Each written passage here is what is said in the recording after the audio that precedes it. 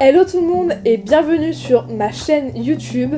Dans cette vidéo, nous allons voir les pages indispensables pour commencer votre bullet journal. Donc dans un premier temps, mais cela me paraît évident, il vous faut un bullet journal ou tout autre type de carnet qui puisse vous correspondre. Donc, sur la première page, vous pouvez mettre une petite présentation de vous, donc soit simplement le nom et le prénom, ou alors si vous avez peur de le perdre, vous pouvez mettre de quoi vous contacter. Vous pouvez ensuite rajouter une page sommaire, mais tout dépend si vous pensez qu'elle vous sera utile ou non. Pour moi, il est important de commencer son bullet journal par une petite page de présentation de l'année. Donc là, 2023, je prends ça sur une double page, mais vous pouvez totalement faire sur une seule page.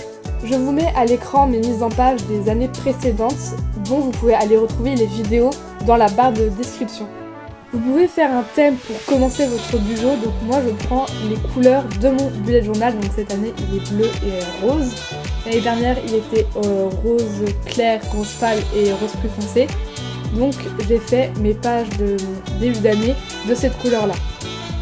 Vous pouvez ensuite rajouter un futur log qui consiste à avoir un visuel de l'année entière sur votre bullet journal, avec les événements à venir, les rendez-vous qui sont prévenus longtemps à l'avance ou encore les anniversaires, pour ne rien oublier.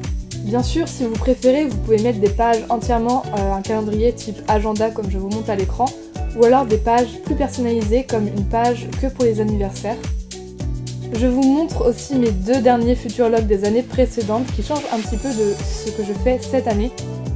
Comme vous pouvez le voir, cette année j'ai décidé de faire comme un petit livret avec à l'intérieur 4 mois, avec en dessous de quoi marquer donc les événements importants. Et donc ça change un petit peu de d'habitude, donc je trouve ça sympa.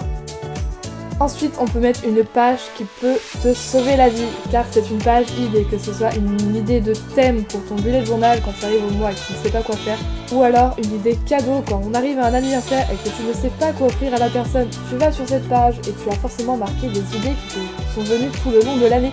Donc c'est une page idéale à ajouter dans son bullet journal. Vous pouvez aussi rajouter une page budget, donc elle ne sera pas forcément utile à tout le monde, mais elle peut servir pour des personnes qui veulent savoir de qui, comment, pourquoi l'argent vient, où elle part, et ça peut toujours servir à certaines personnes. Vient ensuite une page qui me tient à cœur, car c'est la page des livres à lire, donc ça me motive à lire et à essayer de remplir cette petite bibliothèque.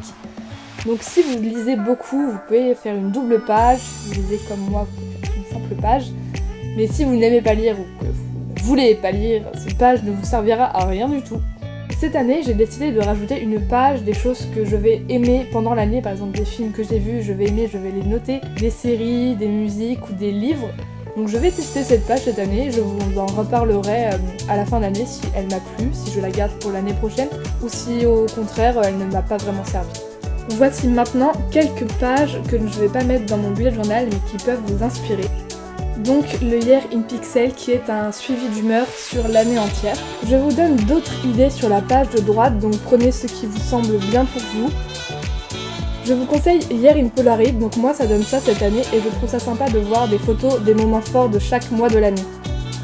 En autre idée de page plus scolaire, vous pouvez mettre votre emploi du temps ou une page objectif scolaire, donc à chaque trimestre ou à chaque semestre. Ou tout simplement une page objectif mais sur l'année entière et pas en fonction de l'école. Vous pouvez aussi mettre une page de voyage, de anniversaire, donc là c'est avec des ballons, je trouve ça sympa aussi. Donc là c'est une autre variante de la musique et des livres. Une autre façon là encore de représenter les films et les séries vues. Nous avons ensuite une page je me cultive, mes meilleures adresses, le planeur pour les parties, les réseaux sociaux, encore une autre variante du voyage, une autre page de budget, donc façon plus ou tirelire. Là nous avons une page tri du dressing et tri de la maison en général. Et enfin une page un peu plus pour les routines du sport, donc pour l'eau, la nourriture, le sommeil ou du sport. La vidéo se termine avec une vingtaine de pages que je vous ai données, alors j'espère qu'il y aura des idées qui pourront vous servir pour commencer votre bullet journal.